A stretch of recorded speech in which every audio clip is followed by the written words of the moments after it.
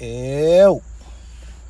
What up, world? It's your boy Chuck Wick Ills, aka Charles Brown, back again with another Talking Facts.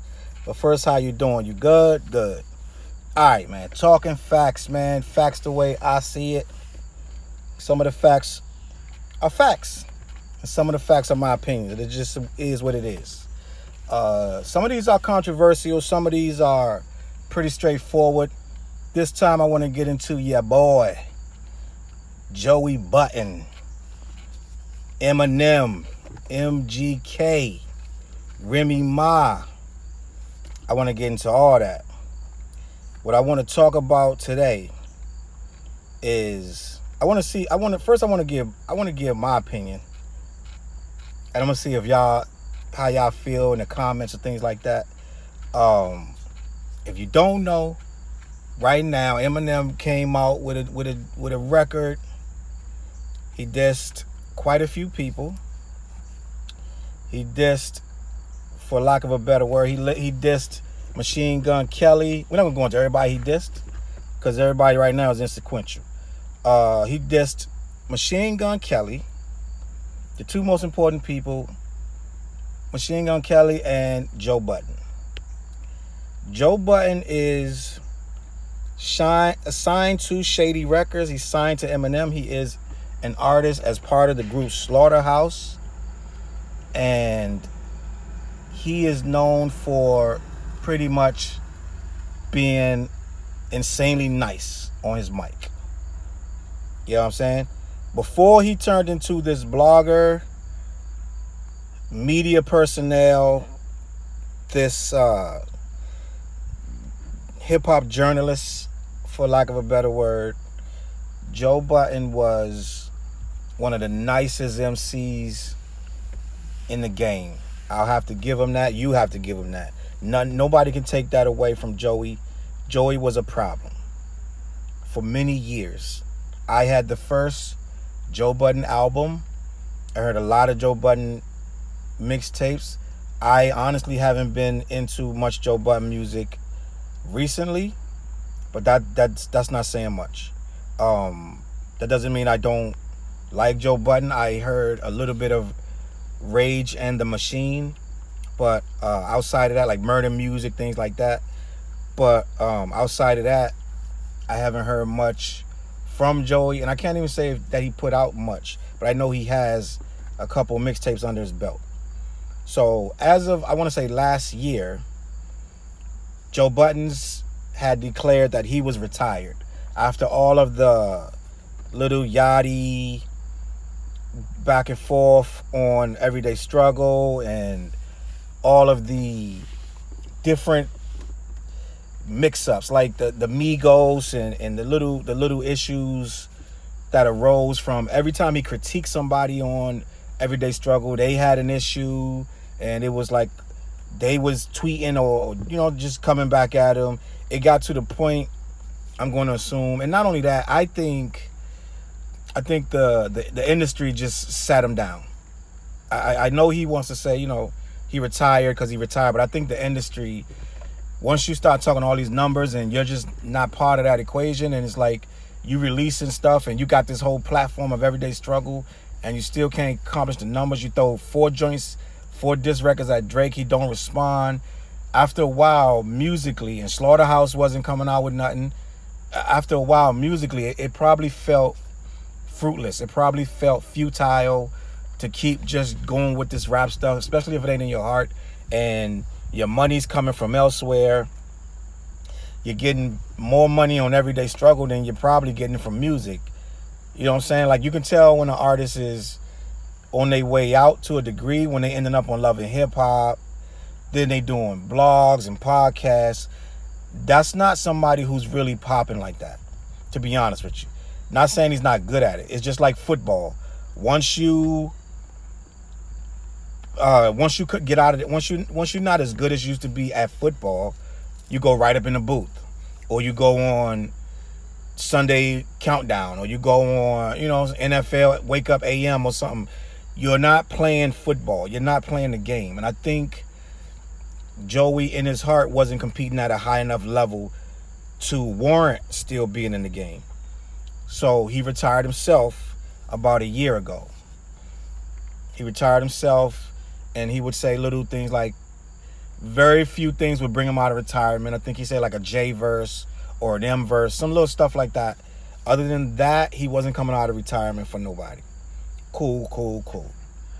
So, with that being said, Joey progressed and started to make much more money from his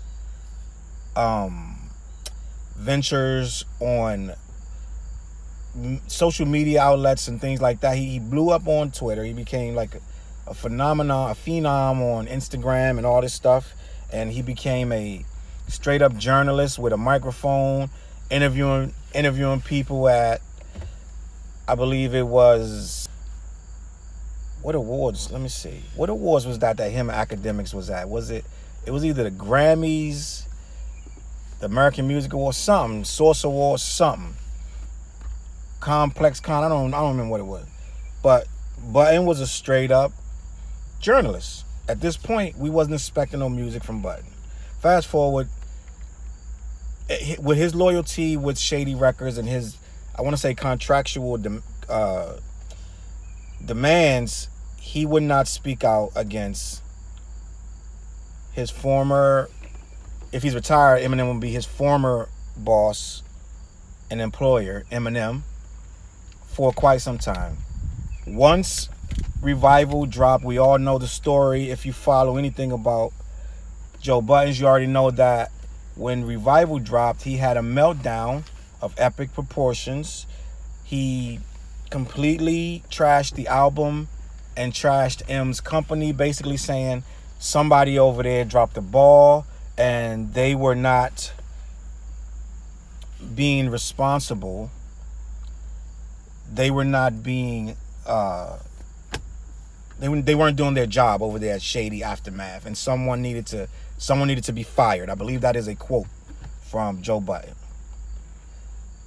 Once this hit the internet and went semi-viral, the word was that Eminem was not too happy about this whole thing. So much so to the effect that some people started to call Joe disloyal, including Bizarre, who did I want to say, Instagram live post where he went at Joe saying, "You disloyal fuck," and blah, blah, blah. "How dare you," blah, blah, blah. All of this and that. Joe, I want to say he semi-laughed it off, and he did do a podcast about it. He did address Bizarre. He did speak on it. But it didn't much come from it. So I want to say Revival was like last November sometime. Last October, November 2017. So we waited a couple months. No one knew M was so pissed that he was making a whole response album. Like, not a record, a response album. Comes out, he drops, I want to say about a week ago.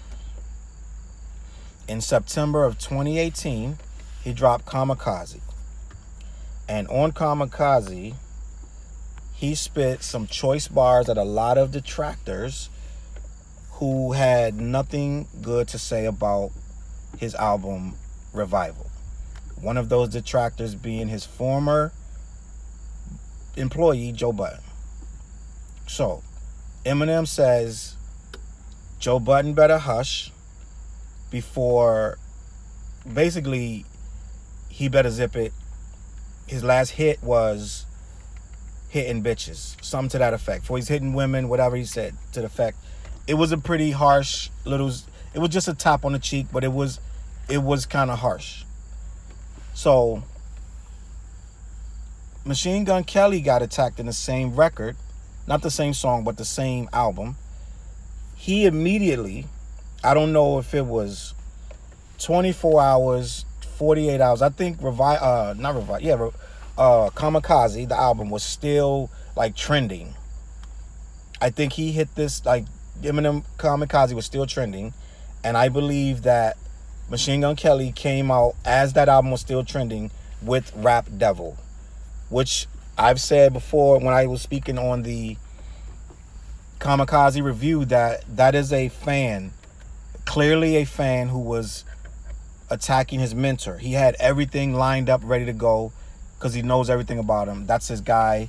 But for whatever reason, I don't even know if they know each other, so they couldn't have fallen out. They couldn't have they didn't have a fallout. But he said something about Haley. People was telling me that it was when Haley was 16 and he was alluding to the fact that he would have sex with her, he would smash her to some degree or what have you, which is kind of crazy. So Eminem didn't take that too lightly.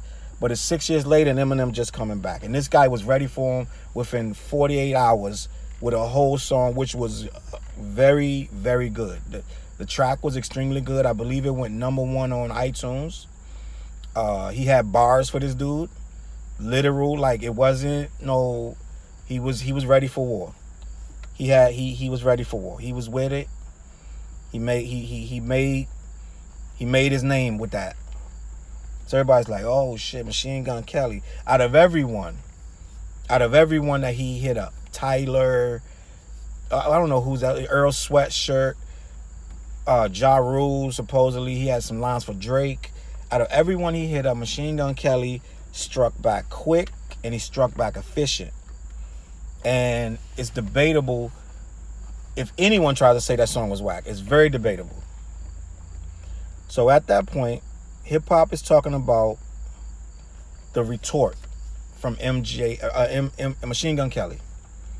And now everyone looks over to Joe Budden. Joe Budden, whose lyrical prowess is unquestioned, unmatched. You're not going to say by no stretch that Joe Budden can't hold his own against an Eminem. So, where's the response? What's going on? Why aren't we getting a Joe Budden response? So first thing you're going to say is Joe Budden told you he was retired. Told you that. That's fine. So now we're saying you're attacking a retired vet. He has given up the game. There will be no response because he does not warrant a response because I am therefore retired. A few days later, I want to say a day or two, the podcast comes out. Joe Budden responds to the Eminem. An hour and 25, the one I saw, was an hour and 25 minutes. He had a lot to say about Eminem. He said he was better than Eminem for the past 10 years. He said that the song was weak. The album was, I think he said the album was good, but the song that he was dissed on was weak. Now, that's not to say he wasn't dissed. Now, this is where I get into my opinion, and Remy Ma said it for me. Remy Ma said it for me. Where's your response, Joe? Because on the podcast, Joey basically said, okay, M, you want to make another record that's not included in your album rollout, directed directly at me, and I will chew your ass up. That is almost verbatim of what he said. So this is a retired man saying that if he's attacked again, he will chew his ass up. At that point, when you, in my opinion, when you say he has to attack you again, you're basically saying, you punched me once. If you hit me again, I'm going to retort so savagely. Fuck that. This MCing, bro. You do not have to get attacked twice in this MCing. So if you're going to say, oh, if you make another record right there, you lost. Because you said you was retired. If you're retired, just stay retired. Don't say if another missile come, you're going to launch an all-out nuclear war. At that point, you've already been attacked. As an MC, there is no wait for a second track. Joe Budden dissed Drake, I want to say 3, maybe 4 complete songs directed at Drake. Just off an innuendo that he thought that Drake dissed him. Just off the innuendo that he thought there was a diss thrown at him from Drake. How can Eminem say your name, tell you to hush, and then say you haven't had a hit since you was hitting bitches? And you respond. Mind you, Budden and Academics were both saying they were sick of people responding to verbal disses with tweets and Instagram and blogs and podcasts. They said this last year, that's whack. They wanted to hear music. So in what world can Joe Budden hide behind the fact of two things? One, he's a podcaster now, and two, he's retired. If you're an MC, you were verbally attacked by arguably one of the few, probably 5 people on earth who you could arguably say could even hang with you, let alone destroy your career. And you don't have something.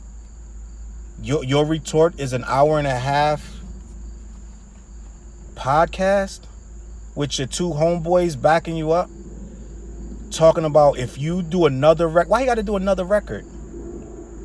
MGK didn't wait for another record. Why does Eminem got to do another record? That right there is worthy of a lot of lost respect. Because if you're going to say you're retired, then just stay retired. Don't say, all right, Em, go write another one, make a whole record. To me, that's not how this works. That's not how this MCing works, bro. This MCing is, you got challenged, now you got to retort. So basically, on his new show that he just dropped yesterday with Remy Ma, the dude Jinx from Complex, and the other girl, I believe her name is Scooter. I believe that's her name. They have basically, their first episode was Remy Ma going at Joe, saying that you're pussy. Everyone wants to know why you're not responding. Are you scared to respond to Eminem because you know he's going to eat you? That is the question that I'm asking, that I've been asking for days. Remy finally said what no one would say. A lot of these rap, especially these older cats that know how this game goes, were very hush, giving Joey the pass as if, oh, he spoke on that on his podcast. Joe, come on, bro. You said on the podcast yourself, soon as you heard the diss record, you started rapping. You started saying lines. You're an MC, bro. You're an MC. You're doing a podcast because it pays bills. That's like a rapper who's waiting tables because that's paying his bills. But at the end of the day, when he get off work, he's going to go rap.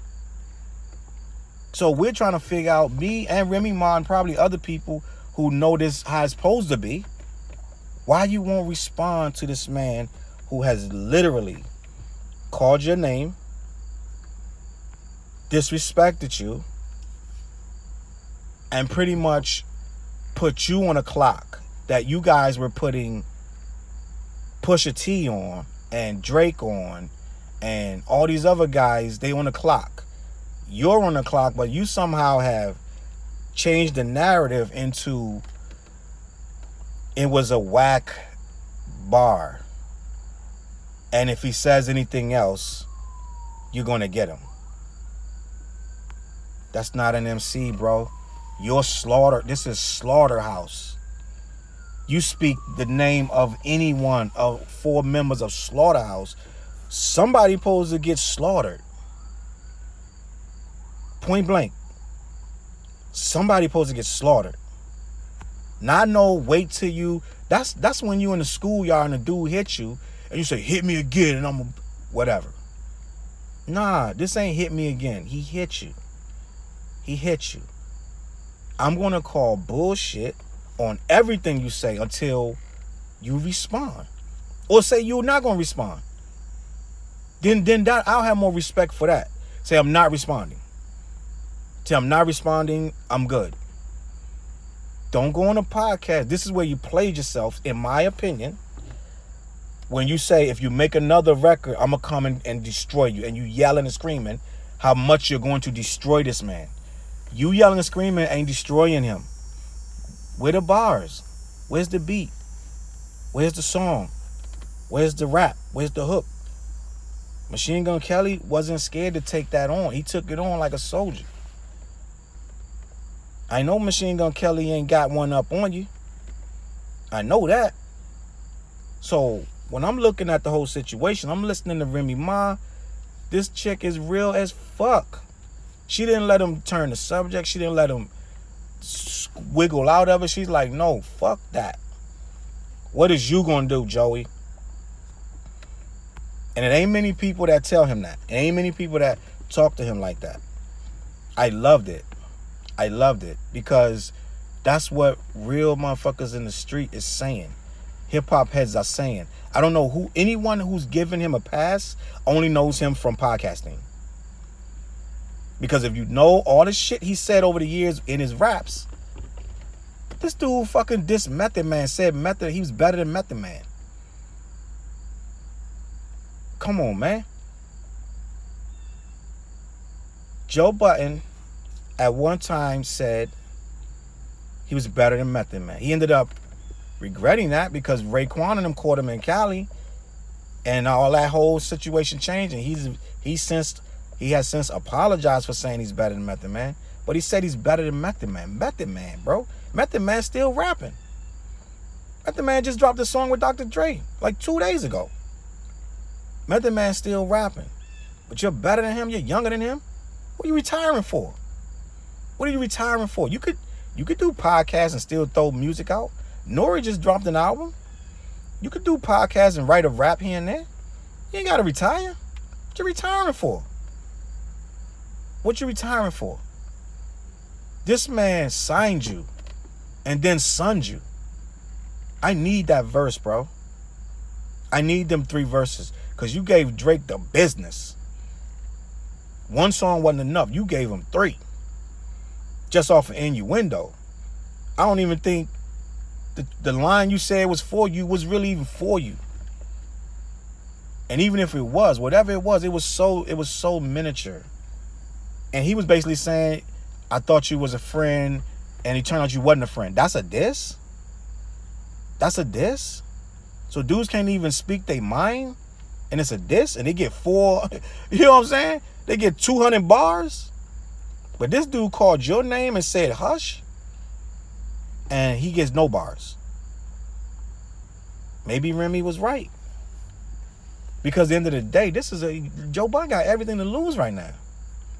He got everything to lose. Yes, he can scream on his own podcast with his 2 boys backing him up. He can scream whatever he wants. That he going to end Eminem and he's better than Eminem for 10 years and this and that. Well, then it shouldn't be nothing but a pinky flip. This shouldn't be nothing to you. To chew him up, spit him out. You've been better than him for 10 years. You've been better than him. This is nothing. You could do this in the shower. And then go to work the next morning. You could write that at the kitchen table. Banging your fist on the drum, making a drum beat on the kitchen table and eat them. If you've been better than them for 10 years, that record should have been out already. You said you're better than them for 10 years. Come on, son. This is real MC shit. Yo, no, I'm not.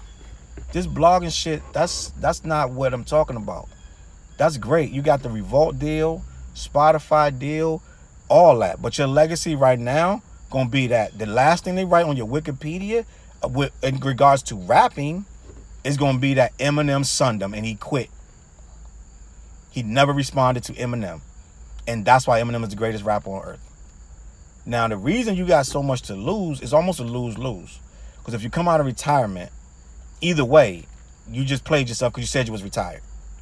So when you come out of retirement and make the song, and if the song doesn't utterly destroy this guy, which it won't, which let's be clear, you're gonna hit him, you're gonna try to hit him where it hurts, this and that. but it's not going to destroy the man. So we all know that the song would never live up to what it's supposed to, because at this point, it's been so many days that has passed that you can't blame it on lack of time. So now this song has to be so amazing and incredible that it'll never reach that point that it needs to be. So at that point, it's going to be you threw out some on some. It's like Cameron when he came back from Mace. It was too little, too late, too unorganized. His heart wasn't in it, and he wasn't ready for what he didn't see the attack coming, and when it came, it hit him every kind of way. All he was doing was trying to tell us Bass was lying. Like, nigga, nobody cares that he's lying. We don't care. No one cares about that.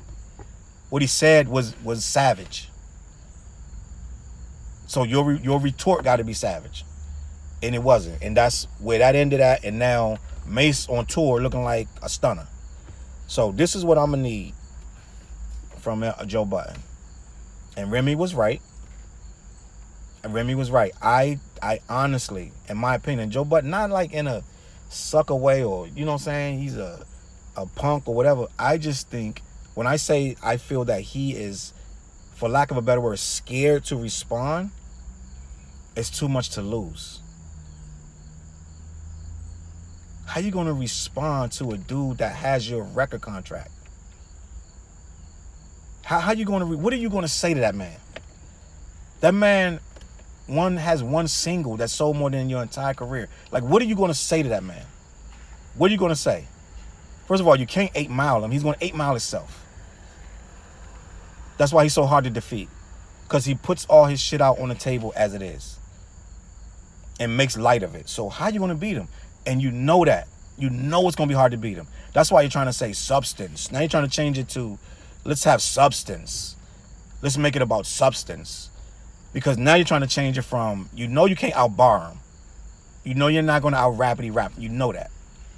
So now you're going to need to change the narrative into what you want to make it into, which is all of this substance.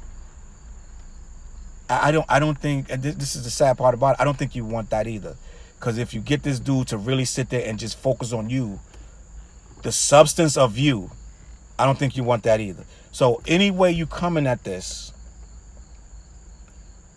any way you coming at Eminem is going to be really, really tough. Really, really tough. It's a lot of people surrounding Joe that have his back, and you know they telling him good things about his place in the world, and that's great. Your boys on the podcast are backing you up, and that's great. But this MC and shit is one-on-one. There ain't gonna be no Jinx or no Rory. None of this stuff when you're on that mic is one-on-one. I don't think he want the smoke. I really, really don't think he want it. I think if this was someone else, that there was a possibility of him beating him. Like if Drake came with a joint, if on that record that Drake just dropped, he said Joe Budden name and told it had about 4 or 5 bars for Budden on that Scorpion album, you would have heard Rappin' Joe. I believe you would have heard Rappin' Joe retort with something. Especially if he went on and like if Drake gave him, let's say he gave him a whole song, you best believe you would have heard Rappin' Joe. So we need Rappin' Joe on this Eminem situation. We need Rappin' Joe on this Eminem situation. Drake caught holy hell for insinuating something with your name on it. I need Rappin' Joe. So I'm going to conclude Remy was right. And Remy already handled her business.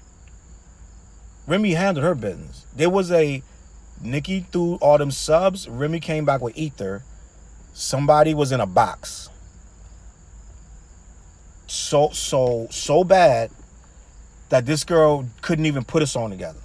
She comes out with 3 separate singles with about 8 bars for Remy and try to keep it moving, try to make hit records.